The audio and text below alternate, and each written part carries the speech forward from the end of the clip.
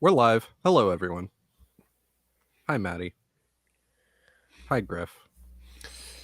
Hello. Hi Ty. Hi Griff. Hi, hi, audience. Hello, Um, everyone. Hey audience, Apologies we've got for people how in late here, we are. but talk to your friends and get your friends in here. Let's make it a Mm. really Get your enemies in here plural. too. Actually, Get everyone in here. Oh, someone's yeah. left. Damn it. so Seahawks won. What was the final score? 37-23. Yeah. Yes. Yeah, Griff, I think I have to do an intro and everything.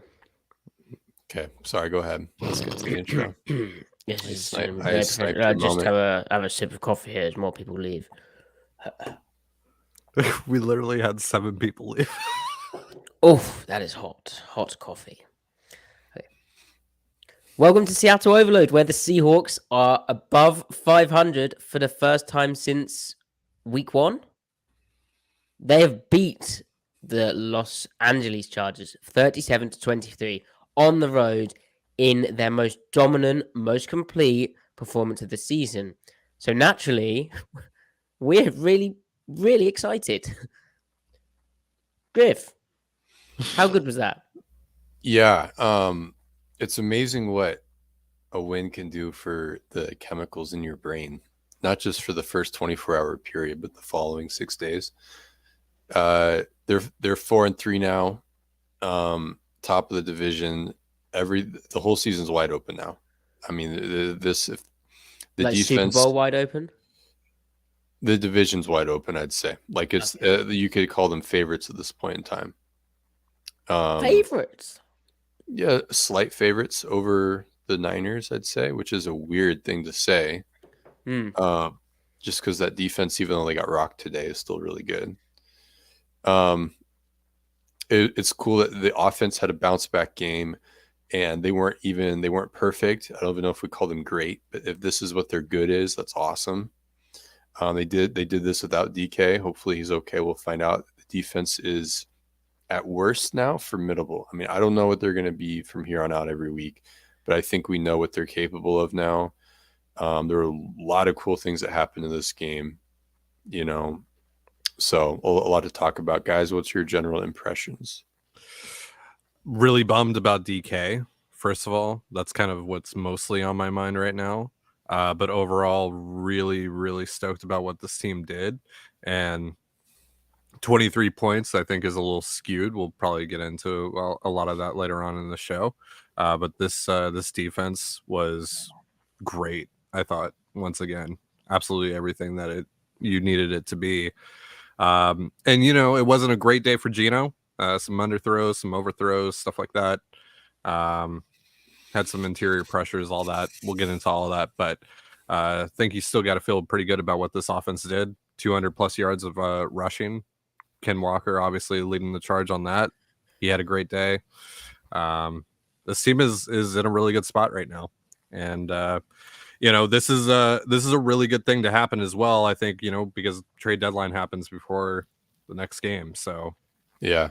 Being in first place in the NFC West and kind of understanding where your year is at this point, that's a really good thing, because if they think that they need to add a piece here, especially on the wide receiver front, if DK is going to be out for an extended period of time, hopefully not, they can do that. And obviously they have the ammo to do that. So yeah. Maddie, what do you think? Well, I tweeted out the Seahawks suffer injuries to key players, make silly mistakes, have weird officiating, and still blow out a 4-2 Chargers team on the road. Because that's what happened. That's what we watched right there. Pretty damn cool. So the key injuries, or the injuries to key players. Let's deal with that first. So we've already mentioned DK Metcalf. Carroll says in his post-game press conference they've done an X-ray which showed nothing. But they need to do an MRI and some more tests back in Seattle, which they obviously couldn't do. And if DK's landed funny and he thinks it feels weird, he knows his own body. So that is majorly concerning. What is encouraging is obviously how Geno came in, looked really good with Marquise Goodwin and all that good stuff. Then they lost Phil Haynes to concussion, which was spotted by the individual concussion spotters. And it's good that they were doing their job because the Seahawks hadn't noticed that was a thing. I didn't notice when that happened either, but he clearly was looking a bit woozy, and they just pulled him. So good work. And they also lost special teams captain Nick Ballor to a concussion. Thankfully, Uchenna Nwosu, he got injured, it looked like, but it was actually just a calf cramp. Carroll confirmed that after the game. So, that's the injuries to the key players. And hopefully hopefully Metcalf bruised his knee in a weird way. But that turf, people were going down on it. And I think it was actually the opposite corner of the end zone to Metcalf's injury that JC Jackson unfortunately suffered what looked like a terrible injury. Yeah, non-contact turf. But clearly that turf is just a joke. And Ryan Neal afterwards, he's saying about, we should probably play on grass, which I mean, it makes sense. Anyway, the positives. I actually thought Gino played a bit better. I definitely better than last week, and I thought this to me was very clearly like when he was sacked, and he was sacked twice, right? Twice, right? When he was sacked, it wasn't. There was no question that it was the O-line. It wasn't him holding the football. And then it seemed like he was reading the plays right. And there was a lot of, well, not a lot of, but there was a few near misses, downfield where you're like, that's a great idea. It's just not quite come off. And then I thought he made some terrific throws. And, it was nice that Seattle, when they got down in the red zone, they were 2 for 4, 50%, rather than completely stalling like last week. And it probably could have been 3 for 4 if Fant rallied, or if he was able to catch that one over route ball. Yeah, that was an incredible throw. That would have been the best throw of the game right there. I'm also interested to see on the last trip that they got into the red zone when, at least I think it was the last trip into the red zone where remember when Gino threw it to the back of the end zone and Callahan almost picked it off? Yeah. Almost got both feet in. The second play after that with Walker, where Walker bounced it to the outside. I kind of wonder if there was some yardage that he left on the table there up the middle. Right. He's still making the odd play like that, isn't he? Where it's like, that's probably not how it's supposed to look. And this game was cool because there was a lot more shotgun running, which maybe that was Walker influence. Maybe that was Waldron kind of just staying tendency fresh. But I think that's what it was. But it could be both, actually. Probably a bit of both, right? Like nothing's ever that simple. But really cool. But defensively, right? Because the offense was good, but the defense, I think, was great. So way before, before like the Chargers had done that last drive where, ticky-tacky, like, was Nwosu offsides? I don't think so. Was that a helmet-to-helmet hit on the defense? Not really. Fine. Have that touchdown. You didn't really earn it, but fine. They were like, they flashed a graphic up where the Chargers had like 222 yards in the game with Justin Herbert, and Mike Williams was out there, Austin Eckler was out there, Keenan Allen tried to go. Obviously he ended up not being able to play through his hamstring, but this was a pretty fully stocked Chargers team of an offense still. And they struggled against Denver, but for Seattle to do this is Denver's no joke of a defense, and for Seattle to do this in difficult circumstances, right? Like the second time I talked about silly mistakes, the second touchdown they allowed comes after a bizarre D. Eskridge fumble where he's obviously so worried about trying to run the toss play that he forgets to secure the football and actually, catch it and that sort of thing. The Chargers averaged 4.8 yards a play, which that includes the end of the thing, which that would I think be on course for best defense in the league if you extrapolated that to the whole season, like better than any defense. That's really, really good numbers. Obviously they picked off Herbert once, so Griff, I'm very excited to dig into the defensive film. And also I'd be remiss not to mention the fourth down efficiency numbers as well, where the Chargers went for it 3 times and got 1. Yeah. Like this game defensively showed so much that they didn't just play another good game, right? They did so kind of still living in that same schematic world with the same main stuff, the same changeups, which we'll talk about more on the tape recap podcast coming up on Thursday. But like we're seeing the stalwarts, like your core Jordan Brooks and Diggs and stuff doing their thing, making plays, being who you want them to be. You've got the rookies, Tariq Woolen and Kobe Bryant, keep making plays. I mean, again, they're not perfect; they're still growing, but they're making plays, playing their rules, which is really important too, especially in zone. And then they're really hammering out when to use who in what situations between Cody Barton and Ryan Neal and Josh Jones. And those three guys are giving them pretty much everything they could want them to be. And then like also because there's skill set overlap, strong safety and linebacker, right? That gives Clint Hurt such that gives Clint Hurt such flexibility because I mean Cody Barton is matching seams all the way downfield. He's getting under stuff in play action. He had a great game, and then Ryan Neal is doing the same thing. And then of course also he can press up on a tight end. And so you because there's some interchangeability there, like just enough. It means that Clint Hurt can be super flexible in what call he trots out there, irrespective of what personnel package he has out there. So it's further giving him more flexibility. You're not giving the offense any tells based on, what your personnel package is, and that lets him further kind of, it's the whole being greater than the sum of your parts thing, right? But now on defense, like we talked about with Waldron and Gino, on offense, now on defense, it's you can let the how you sequence calls benefit the players, and the players doing well within that benefit the play calls and stuff. And it's like they have a big picture here. And also should be said, the defensive line is just coming alive. Yeah, They're just beating guys. They're just, and I that mean, goes hand in Daryl hand with Taylor, Nwosu. that, right, as well.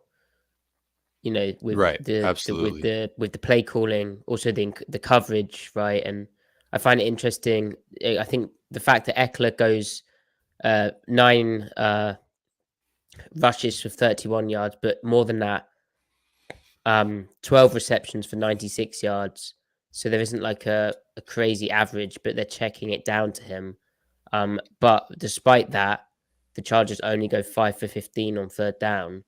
Mhm. To me, Yeah. that sort of illustrates the point in a statistical way, in that they're moving the weak point around well enough, and then the rush is winning. And Griff, you were impressed by the rush? Yeah. Yeah. And I'm curious to see if it's more of like, even though the four-man rush benefits more in four down, which the four-man rush was good when they went four down in obvious passing situations. But I also wonder if it's benefiting whoever the edge rusher is that is rushing when they're in bear spacing, because they're getting the protection calls that benefit or that lend themselves to getting one-on-ones. And I'm also curious to see if they're manipulating getting one guy one-on-one that the offensive line isn't expecting to rush. So kind of like dropping the strong side linebacker to the side of the nickel, or dropping the linebacker that's on the same side as the nickel when they're not expecting it. And you kind of get the same thing as that, the bonus fire zone spacing, even though it's not technically that call. Yep. Anyway, there's I mean, it is a lot of that going basically. on. You get the identical spacing. Yeah. Yeah, You're yeah. maybe not attacking the Same protection the rules. exact same way, but yeah, everything else Yeah. is the same. And Also, but it's really important because think about it. How do you play Rip Liz to a 2x2 formation when you're in bear? Right? Whether it's stick or penny, whatever they call it now. Because who's your second hook defender if you're playing sky rotation because you want to carry seams, but you also want to defend the run and bear? You have to drop that hook defender. So that's why I think we see it mostly as a trips check for that reason. But if you're not activating your hook defenders anyway to get depth, right? You might as well drop that strong side linebacker who's just really playing the check down for the most part. yeah. Anyway, So I'm really curious to see how this all mixed together, because I feel like the players are playing well, and Clint Hurt, Sean Desai, Carl Scott, they have completely figured out their formula and what they're going to work out of now. They did sprinkle in a bit more even down on earlier downs, which I think was probably they were playing with a bit of a lead, but also Sure. Herbert dropped back 51 times, completing 33 passes. So Also, is Brian Mona just a pass rusher now? Like, what's happened the last that's 2 so weeks? random. I think it's in part because he's getting the Bear front gives him one-on-ones. He's not doing the job of the nose tackle in a 4-man rush where you just want to soak up a center and a guard, right? So other people, he's getting a one-on-one with the center, and he's just bull rushing the crap out of him. Yeah. 2 weeks in a row. So that's pretty cool. Right. Yeah, he's just moving dudes. What do you think of the straight defense, moving Ty? It was fantastic today. I mean, you mentioned it, the 5 for 15 on third downs, that's huge. And on top of that, the 1 for 3 on fourth downs. I mean, that's the ball game right there.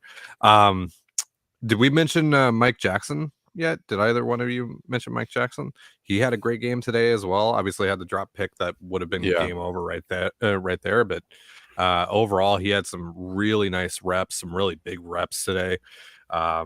Ryan Neal, as 509 Adventures mentioned in the comments, was just all over the place today. He was fantastic. Like they have to Griff's point, it just seems like they have a good mix now. They've kind of found their groove and how they want to use personnel, and it's just really, really working for them. And yeah, the pass rush was just getting to Herbert all day. Obviously, it's going to be really difficult to get him down, and even Pete talked about that earlier this week. But overall, they were able to get consistent enough pressure on him, and really he completed 33 of his 51 passes. But most of those, and you can see it in the yardage and everything, it's just little dink and dunk shots. They're limiting stuff. They're getting to the ball too, and the tackling is not as much of an issue now.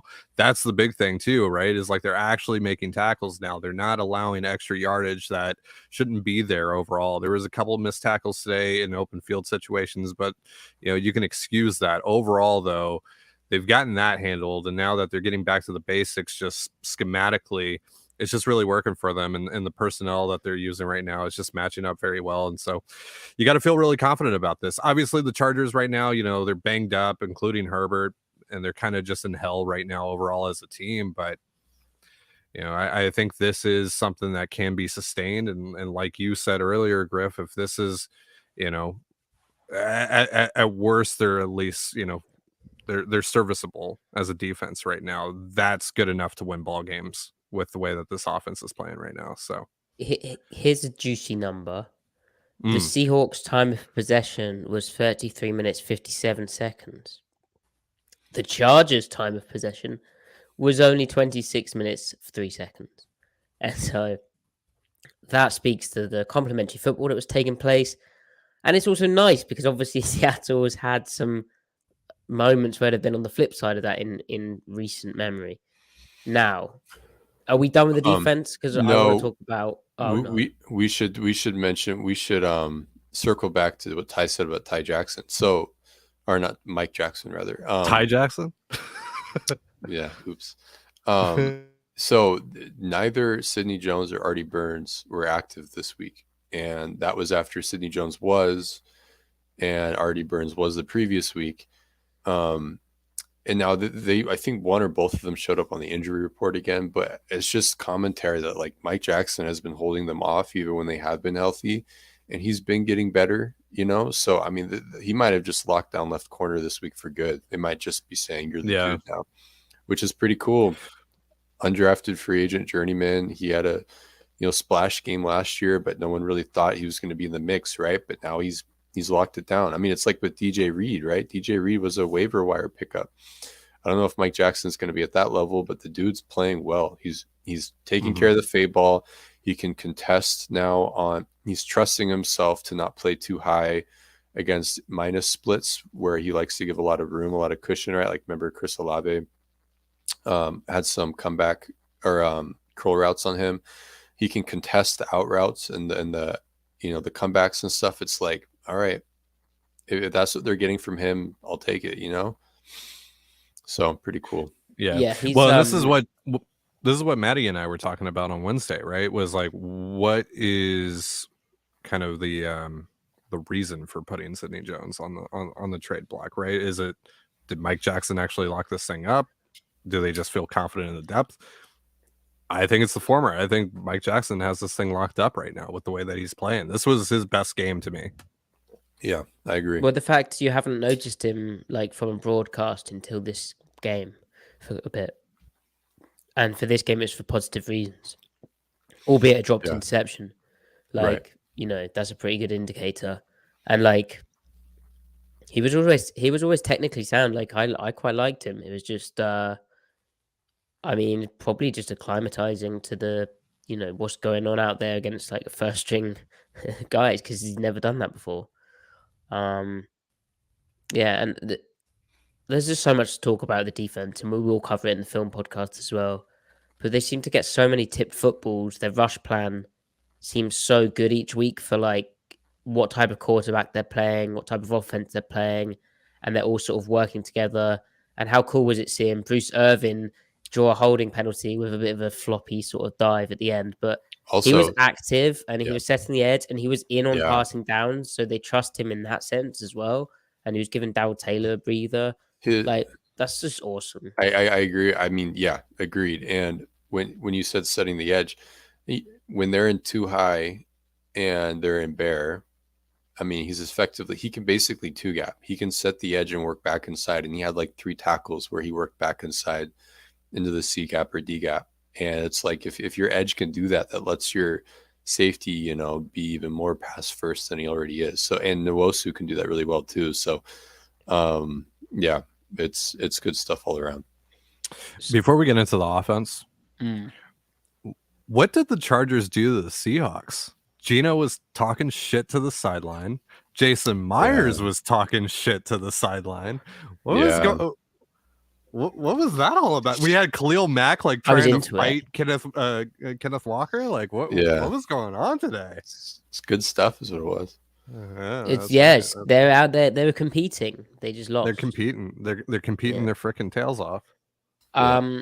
So offense wise, I guess the big news is Kenneth Walker coming in for Rashad Penny, and it's his second week as a starter now. 23 attempts for 168 yards, 7.3 yards per carry, 74-yard long run for a touchdown, and 2 touchdowns overall. Yeah, that was pretty good. Yeah, and Walker's getting it done like from the gun and under center gap zone. And do you know the scary thing is I actually think there's still plays where you're like, right. He hasn't read that quite right, or there's the tempo and pacing of that's a bit off. Like you should just hit the hole here. But it's still steadily improving though. But you still see it though. I agree. So a bit weird, Griff, that you reacted so strongly when they spent a second round pick on him. Yeah,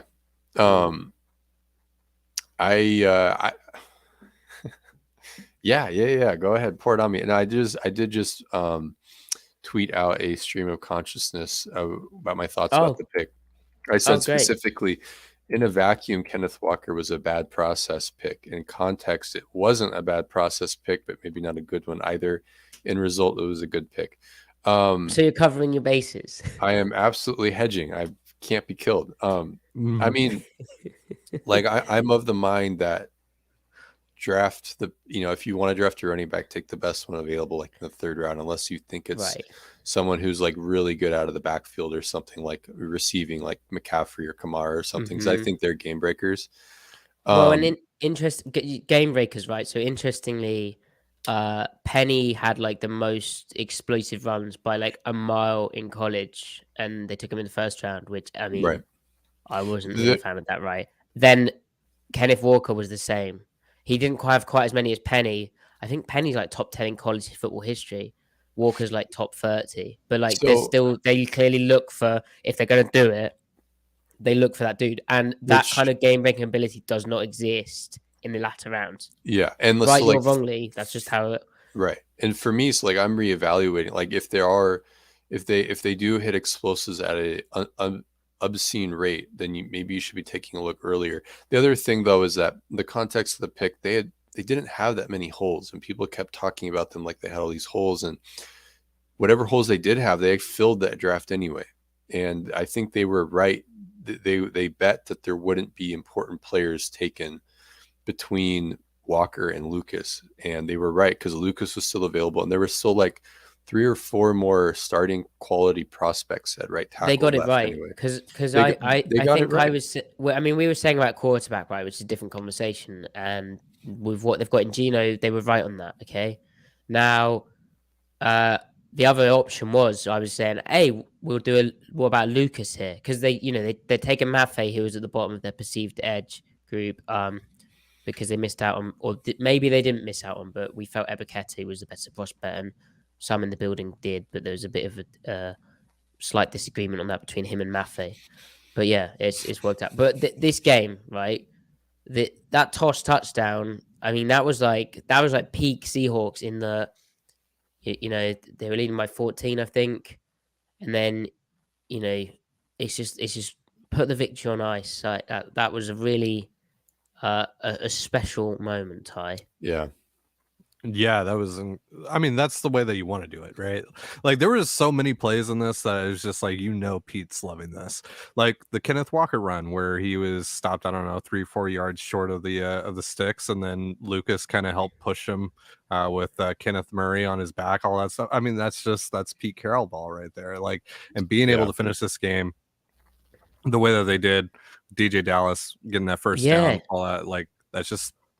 That's everything that you want to carry. Dallas was great. He looked good today. He looked fast. He looked quick. He's been looking, which is good weird this for him. Season really. Yeah. Like he looked quicker in preseason, quicker than we've seen him. He hits the hole. Like he hits the hole pretty hard, actually. Now. Yeah, I agree. Yeah. So the other man who stepped up today in a big way after Metcalf's injury was Marquise Goodwin. He had 5 targets, 4 receptions, 67 yards, 16.8 average, a long of 23, and 2 receiving touchdowns. And this is great because on the tape the last few weeks, I think I said it in our last tape podcast, Griff and Ty. I think I said he's getting open downfield, and it would be nice to see him get used a bit more because he's getting open. And lo and behold, it did take Metcalf going out, although the first one, Metcalf was still in the game. Yeah. But he got some targets, and I mean, that first touchdown was beautiful. Like Gino's read it was quarter half, and Goodwin was to the cover 4 side, whereas the outermost receiver to cover 4, even though it's trips, you're basically one-on-one with that cornerback. Right. It's basically like 0. And makes a hell of a throw on like an old school fade where he runs down and then bends it to the outside. Unbelievable touch, timing. They clearly have a chemistry, right? Because then on the next one, the high point where unfortunately JC Jackson gets injured, there's a chemistry going on there as well. Just great stuff, Griff. Yeah, we talked about how at the end of the in the little preview portion for the last episode, we talked about how that's where the opportunities are going to come. Right, backsided trips against their coverages, but I thought it'd be to DK, and it ended up being to Marquise Goodwin. I'm also cooling my jets a little bit on them and wanting them to make a trade for a receiver, just because Moore or Cooks might be available. But I mean, Goodwin looked good though. I mean, he actually, when he's been used, he's been looking good, not just vertically, but like breaking horizontally and stuff. And maybe they should be using him even more. Right, because the problem is they're trying to all that. Yeah, then the problem is they're trying to balance it with like Eskridge, who's like, a slightly similar type. Right. And it's like, we don't want to hurt Eskridge's development, but also the 32-year-old, something year vet in Goodwin does bring a bit more to the table. Right. And I'm still not out on Eskridge, even with the weirdness of this game for him, because none of that had anything to do with his actual development as a receiver. Right. They're still not good plays though. No. At a certain point, you have to sort of make a play, right? Anyway, let's not get negative. So I actually thought Tyler Lockett had one of the best games I've seen him have, and yet he only had a stat line of 7 receptions for 45 yards, because his hands today were like on a different level. It almost like DK going out or whatever. He was like, do you know what? I need to step up here and like there was some clutch catches. There was that The third down near the on red like zone. the what do you call it? The choice route where I think it was choice where he like runs like out and then in on like an angle almost pattern, and really great catch. The dig catch, I think it was a dig. Yeah, it where was. It was dagger. Yeah, Gino rifles it, and I'm like, oh my god, that's gonna be a pick. And then the camera like flashes across, and Lockett's like in the fetal position with the football clutch there. You're like, wow, that is a big boy throw. That's why. Okay, that's why I'm going on and on about guys like Moore or Cooks though, because that Gino wants to throw that, and like you want redundancy with Lockett in this offense. You don't want redundancy with DK because you're already accommodating Cooks would DK. be so good in this offense. Yeah, it'd be terrifying, and also Gino guys, come on. But also good because Cooks can go vertical more. It's just he didn't when he was with LA because of Goff. He went vertical with the previous quarterback for the Houston Texans. That doesn't need to be mentioned. But it just shows that the guy can move downfield. So you get the full route tree with Cooks. Anyway, I'm not getting. We've got Goodwin. We're good. We already have a Cook, and his name is Gino. That's right. So it was really cool, like the subjective narrative stuff, right? You know, like they've had second half troubles. Not in every game. They've had some good second halves this year, but this was another one where they really they stayed alive in the second half of this game. And especially it was good to see them rebound, like the resolve they have after the second quarter lulls to kind of bounce back in the third and fourth quarter.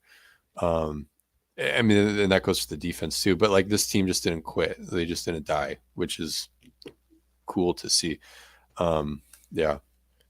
Yeah. And it could have been better, right? Like this wasn't a perfect game from them. Mm-hmm. It was just a fact where they, counteracted a few of the past problems, like you said, Griff, and they played a bit more complete and complementary, but they still made some really poor mistakes, and they got bad luck on the. I mean, Gino's pick, bad luck, probably should have been defense pass interference, and a tip is that's the real fluky. Like turnovers are fluky, anyway, and random and sporadic, but a tip is especially like that. I guess his late throw, that one's on him, to Asante Samuel. Yeah. But great play by Samuel, though. It was a great play. I think he's sort of established that as a tendency. In like, if you were like a DB coach, you'd be like, hey, when it's like third and long and we're showing a pressure look, or it's just third and long, Gino's going to go for the sideline, comeback hitch or out route. Like that's his favorite thing. So I think he probably needs to mix it up a bit, and he got away with that one. Or you just trade for Calvin Ridley, and who runs those routes at will, and you can throw it like 3 seconds before he even gets out of his break, and he catches it every time. Griff, we'll talk about that in February. Okay. Chill. That time Calvin can't play this year, Griff. You're aware of that, right? I still don't know. Can contracts be moved if it's like voided or whatever, or suspended? I have no idea what the rule is. Can you trade for a suspended player? Does he get an extra, like, does he get to play his final year out next year? Ty, we said we or is he a free agent? Okay, what? Okay, yeah, you're right. I'm not indulging. I mess. All right, rookie mistake. Okay, so I'm so glad that they were able to finish in this game as an offense, to go for the kill shot and actually get it. With the big Walker run. I tweeted like they needed an FU drive to end this game, because you don't want to give someone like Justin Herbert in that offense, no matter how banged up it is, no matter how banged up Herbert is, any sort of chance to get back into this game. Don't do it. Just step on their throats. Because also, you don't know, and we're being positive here on the show about the defense and everything that they've done in the last couple of weeks, but you never know when things might go south. Again, who knows? For sure. Right? This looks sustainable, but you never know. So don't give them an opportunity. Don't let that idea even sneak into the back of your head. So that was great to see them just finish this thing off. It's put it out of reach with 7 minutes left or whatever it was in this game. That was Ty.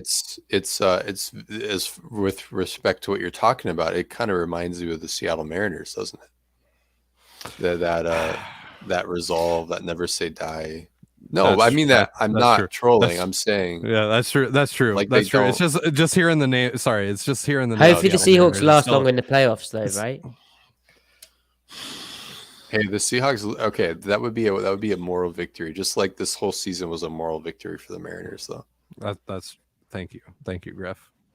Anyway. My heart is still in pain. But yes, Yeah. no, I think you do see a little bit of that, right? You see that resiliency, you see that respondence to adversity, if you will, right? This Imagine- Yeah, no, I'm Go like ahead. imagine it. Sorry, but imagine the defense on the same note with how badly they started. Yeah, and where they are now, like mentality wise, they probably feel invincible at the moment, but the right kind of invincible, not like a conceited invincible, like anything is possible invincible. You'd rather have it this way. I mean, you wouldn't because you've lost 3 No, games, you wanted to start off better, but I think in the long run, that toil, the hardship, it's a good thing. There seemed to be a real unit of accountability where the defensive players are growing into it. And Pete Carroll had a great sideline game. Like there was him when they went 17-0 up. He was like, "Woo!" And I need to get a gif of that. It was incredible. And we need to get a gif of you doing that. Well, we need to get guys, we're on the YouTube, as Pete would say. Pete, but it's so good seeing Pete happy. But also, then they go 17-0 up, and then the Chargers come roaring back, and you're sort of thinking, oh, is it going to go into one score territory again throughout the game? And they just keep putting up the points, keep stopping the Chargers. It's like, oh my gosh, it's actually complete football. Like both sides are playing their thing, and they're going to go finish his game and do well. And then Pete Griff, I want to hear your take. He gestures down his chest at Gino. Now, I would say that was to tell Gino to stay composed because he was literally like flipping off the Chargers side. Amazing. Yeah. As he marched down the field on a 10-minute drive. Yeah. On a 10-minute drive. Gino was very much doing this. But that was baller, that drive. Yeah. That was absolute baller. Like it wasn't his fault he took a sack. Like unfortunately Kerhan got beat one-on-one by a spin move on 3rd and 4. Yeah. Inside the 20 at least. But by the way, this isn't the first time we've seen Gino talking shit to another sideline. No, he loves it. I mean, it has been pointed out that he did used to play for the Chargers, and so did Jason Myers. So that was probably the spicy element. Interesting. But like, really, I mean, but none of those, like, hardly any of the people on that sideline was like Telesco there, just like hanging at the back. Did he see the GM on the sideline? I mean, yeah, but no, you're right. They refused to U-turn. They stayed the course. They've refused to emotionally U-turn. They stayed on message. And it was awesome that they put together. I need a gif of Maddie's face just now when you said U-turn. Yeah. Someone please clip that. It brings back. Clip that, chat. Memory. Clip that, please. Clip that. Chat. Clip that. Chat. Let's get some ones in the chat. That's a great clip. But yeah, so that was awesome. By the way, on the let's segue, or let's use Kerhan as a jumping off point to talk about how the tackle play generally was this game. Thought Lucas and Cross were awesome. Like, I don't know why Cross loses on a power move to Majay Sanders last week, when the previous week he was staking pretty well against Marcus Davenport, and now he's playing Khalil Mack, and he's like not giving Mack anything. So that's just hilarious. I guess that's rookies for you, like variance, right? So much is reading the bull rush, and he was ready for it. Dude, he had protection was solid. He had a really nice rep against Khalil on I think it was the first or second drive of the game where Gino overthrew DK on the sideline, and DK had the OPI called on him. Yeah. He had a really nice cross hit against Khalil Mack. It was awesome. And Mack was upset because I think really he was losing most of his reps. I will have to watch the tape back to confirm. That's a good point. But yeah, and also, Cross didn't panic when he got speed rush from Van Noy. He just put his consistent depth, and Gino worked around it. Again, they're working a relationship out between the two. That the chemistry is still building further and further, which is great. We also we saw John Schneider. He was at the stadium. Looked Mhm. well. Mhm. Yeah, He looked was well. he looked like he was enjoying the football game, Good color in his as face. Yeah, we all were, of course. yeah, yeah, You yeah. know, equally enjoying the football game. Oh yeah, you Just were like especially enjoying it, Ty.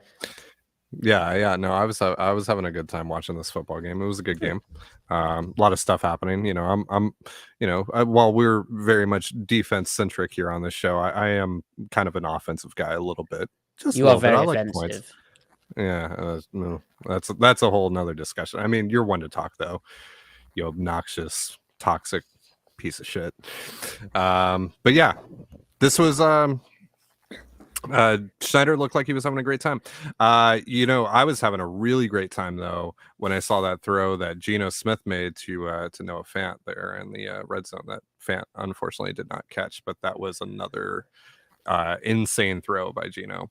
Yeah, that's what I was saying at the start. Like, it was actually close to being, like 4 or 5 touchdown kind of deal here.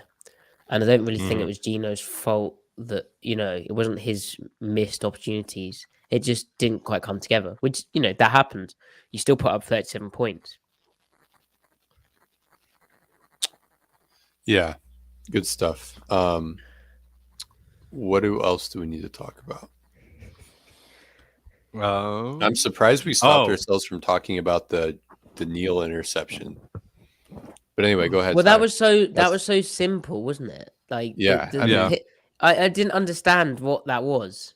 Like, Jordan Brooks hook drop. Jordan Brooks hook drop. So I think they were, because they were playing cover 2, and I think Herbert had the assumption they were playing half quarter.